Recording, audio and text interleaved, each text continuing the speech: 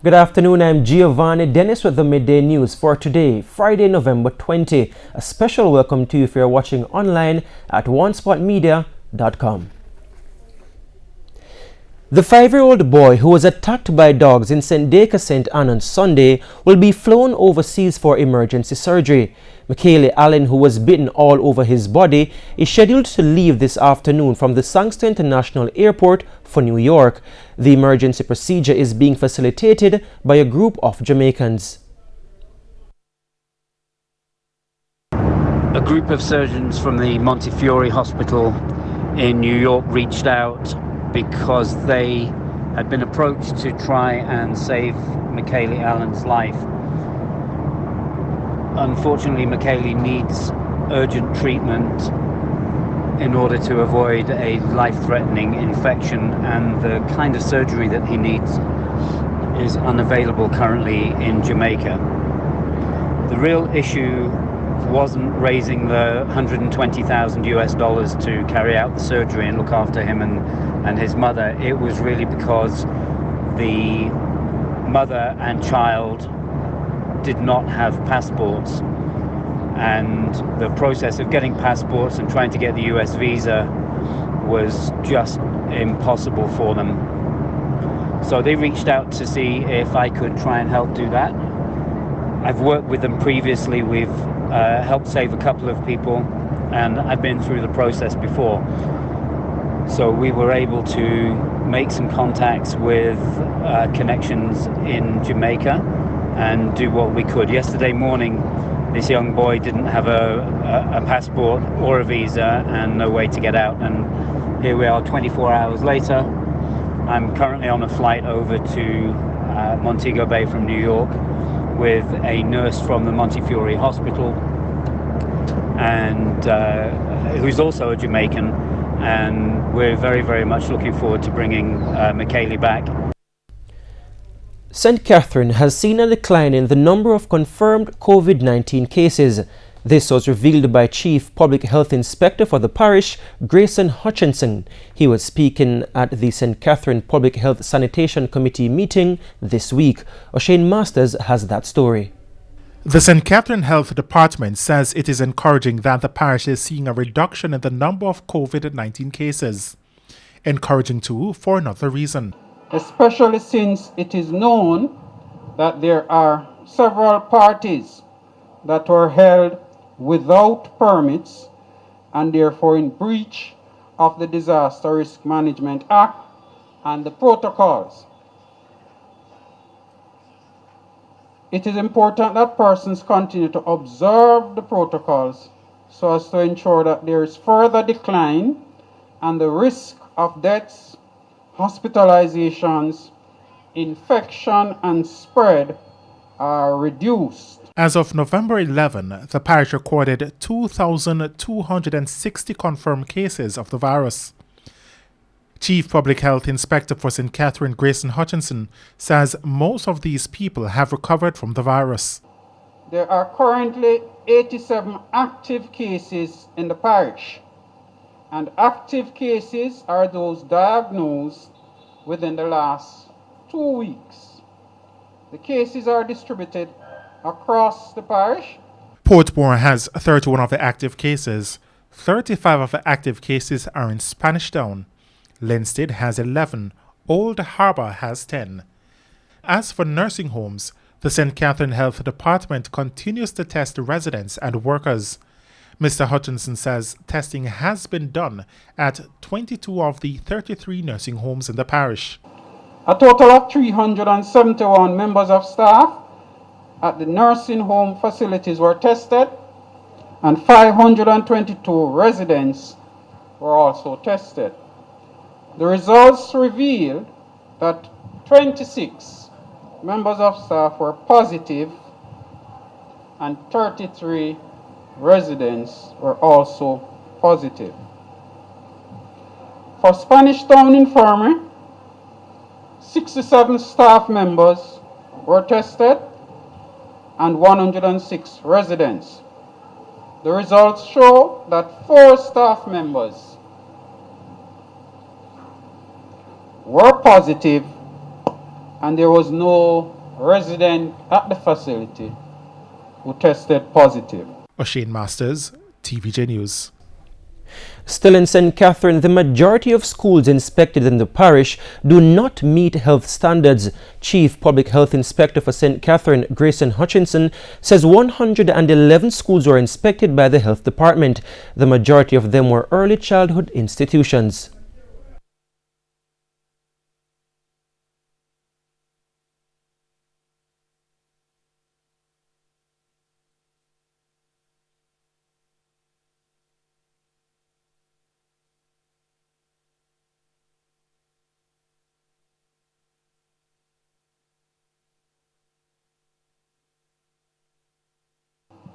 "37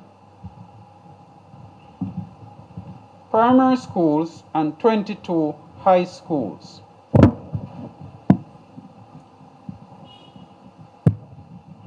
"45 or 41% of schools inspected were found to be satisfactory, and a large majority of 66 or 59% were unsatisfactory. The institutional breaches found were pest infestation, malfunction in toilet facilities, unlicensed food operations, lack of emergency signs, unserviced fire extinguishers, and there was one school utilizing untreated water.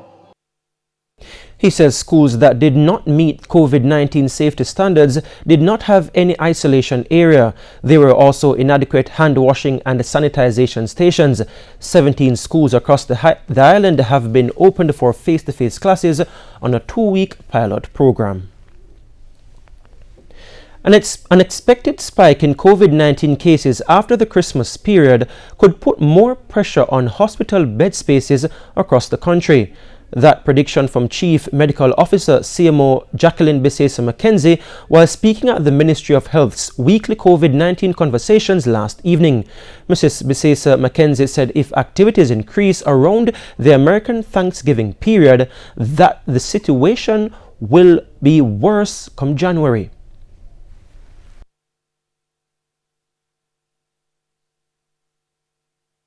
Now, if our reproductive rates go up at the end of November, then by the middle of December, we would be expecting to see a surge. If our reproductive rates start going up the week before Christmas, in that period, then coming into January, we're going to be expecting a surge. She cautioned that during the festive season, vulnerable groups must be protected in order to avoid the risk of hospitalization after the Christmas season. The CMO explained that hospital occupancy levels are usually high at Christmas because of increased accidents, complications from non-communicable diseases, and interpersonal injuries. The reality of it, if this happens, it means that we would not be able to cope. Our health system really cannot match up to this number of persons, because as the numbers increase, so does the possibility of the exposure of vulnerable persons and therefore more hospitalizations. It's why she's urging citizens and visitors to adhere to the health protocols. Jamaicans need to take all the precautions to prevent the vulnerable persons from being exposed so that we can decrease the hospitalizations and the risk of death. We can also do our part to keep the numbers down. I mean, this is a projection, and we're very hopeful that the projections do not occur, but it is really up to us to ensure that we adhere to the restrictions that there are in terms of the mask wearing, the physical distancing, staying home if you are ill, and of course the quarantine period for those persons that are coming in. 63 new COVID-19 cases were confirmed in Jamaica yesterday. This has increased the country's case count to 10,151. The ages of the new cases range from 7 to 87 years. Most of the new cases are in Kingston and St. Andrew. Meanwhile, the country's COVID-19 death toll remains at 235. No new deaths were recorded yesterday. However, the Ministry of Health says one death remains under investigation. The number of persons hospitalized with the respiratory illness has decreased to 87. Meanwhile, the number of patients in critical condition at hospital has increased to 12. And it's now time for a break here on the Midday News. Please stay with us. We'll have more stories when we return.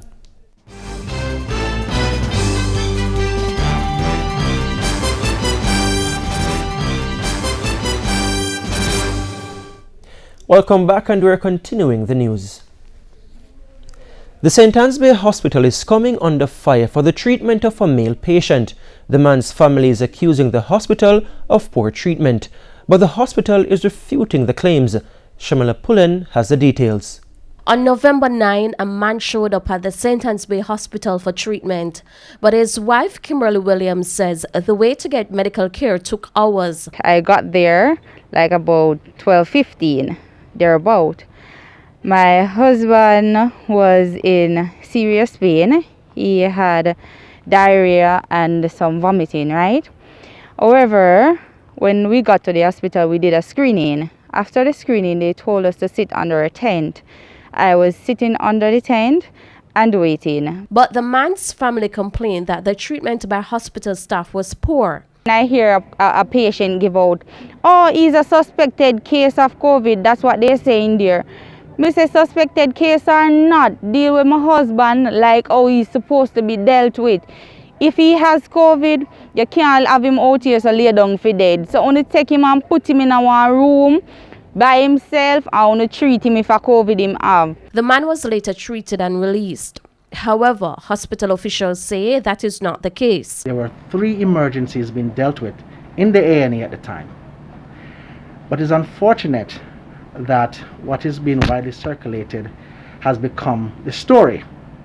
But I'm happy to report that once our medical personnel intervene in terms of the patient being on the floor, service was promptly delivered. Acting Senior Medical Officer Dr. Tanya Hamilton-Johnson told TVJ News that she's also aware of a video that has gone viral with the man on the ground at the hospital. She said an assessment was done to detect any gaps in management, and there was none. During that investigation, I was told by the A&E officer who had discussions with him and asked him why was he still on the ground, why was he on the ground, and he stated to her that he just wanted to lie down at the time, and he just felt like lying down on the ground. So it's not and then I must say, importantly, when he was seen, his vitals, meaning his blood pressure was normal, his pulse was normal, his respiratory rate was normal, in keeping with a stable patient. Helena Hospital, TVJ News. The Registrar of Cooperatives is reviewing a dispute between COK Sodality Cooperative Credit Union and one of its clients who is claiming he is owed over $200 million on an investment made in 2004. The dissatisfied customer, Michael Bennett, and a group of relatives protested outside COK's head office in Crossroads, St. Andrew on Thursday. They say COK is refusing to communicate with Mr. Bennett or share any information about his account. COK says that's not true. It's not often disgruntled customers protest outside a financial institution, but this is the third such protest by this group. Michael Bennett, seen here in the white shirt, flanked by relatives including 2 of his children, are protesting what they claim is COK's refusal to update Mr. Bennett on an investment he has with the company since 2004. Mr. Bennett's daughter, Shakila, spoke on his behalf. He sold a piece of land in 2004 and came to COK with the checks to deposit it on a long-term investment for 10 years. His mother died in 2005 and he was not in the state to conduct any more business. It's the only parent he ever knew. So he took a break from his whole business and left the money here on a long-term investment. It was called the Golden Harvest. Now, the family is ready to collect. He came back here in 2016 for the money because I have a sister who was going to law school. She was doing her law degree at UTech and she was not able to finish because they needed money for the last year's tuition, which was larger than before, and he couldn't afford to maintain his children and pay the tuition at once, so he came here for the investment. Upon coming here, all he came for was a bank statement And for those 4 years, he has not been able to get any bank statement on the $12 million in his status on his account at all. She says her father has retained multiple lawyers but little success. However, there seems to be a misunderstanding over a loan her father took from COK. He has a land title in there from a loan that they had. He settled the account for $4.3 million out of that 12, and he's unable to get any information. We put the concerns to COK's Chief Executive Officer, Ambassador Helena Samba. I do not want to discuss our members' business publicly. However, what I will say is that Mr. Bennett, over 15 years ago, took a loan from COK using that deposit as the security for the loan. The loan was not repaid and the security was realized. Mr. Bennett came back about 4 years ago to say he wanted to have this matter explained to him. She says all of that was explained to Mr. Bennett and his lawyers, but Mrs. Samba says Mr. Bennett was still dissatisfied with the results of the arbitration in December 2019. Mr. Bennett appealed in December 2019. Shortly after the award, the arbitration award was given, and the arbitration award, the appeal on the arbitration award commenced in February of 2020. This is following what the law sets out.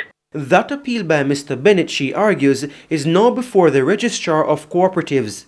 Ambassador Asamba also insists COK has provided Mr. Bennett and his lawyers with all documents related to his account.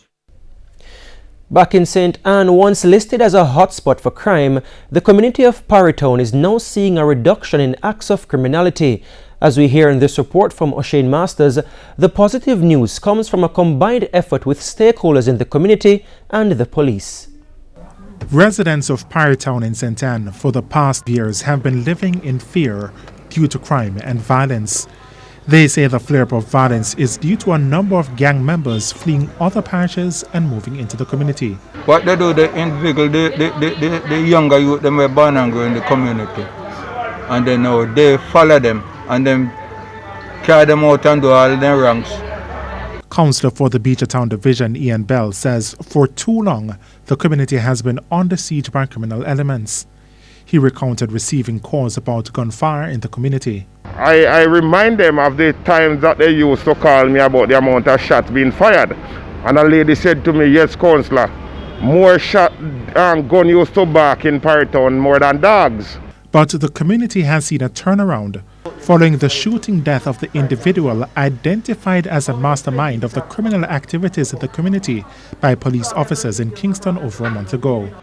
That is also coupled with efforts from the Community Safety and Security Branch of the JCF. Superintendent Carlos Russell is the head of the St. Anne Police. We have not had any major incidents of murders or shootings for the past 5 months in that community. A part of our operational strategies was to target the known violence producers, and we have seen where that has reaped tremendous benefits. As of such, most of those persons are either in custody or have left the area. In the meantime, the police continue to maintain a presence in the community, which residents say gives them hope. But thank God the police are still coming in the community and still play a good part of it.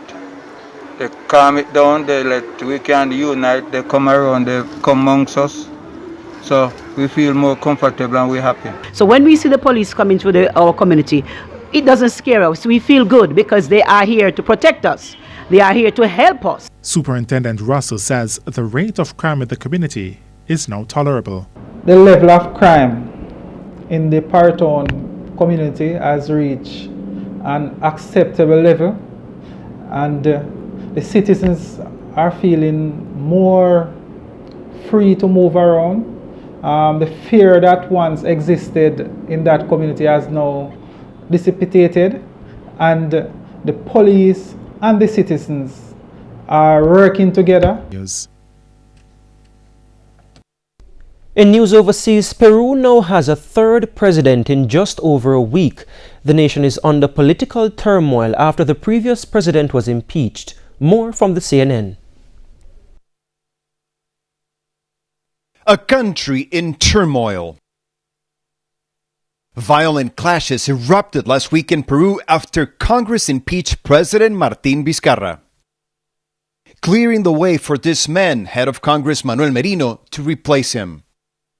Many Peruvians saw the impeachment vote as a power grab and showed their anger by the thousands in the streets of Lima, the capital. I felt indignant, ashamed, and powerless. Members of Congress are swearing by their families, swearing by God, when in reality their motivation is something else. It's their desire and ambition for power, this protester told CNN. We want Congress to know that the people do not support it, that it's not only a few who are against them, this woman said. Pressure kept building with more protests that turned increasingly violent. At least 2 people died and 94 were injured last weekend. And then, on Sunday, only 5 days after being sworn in, Merino resigned. Protesters erupted in cheers.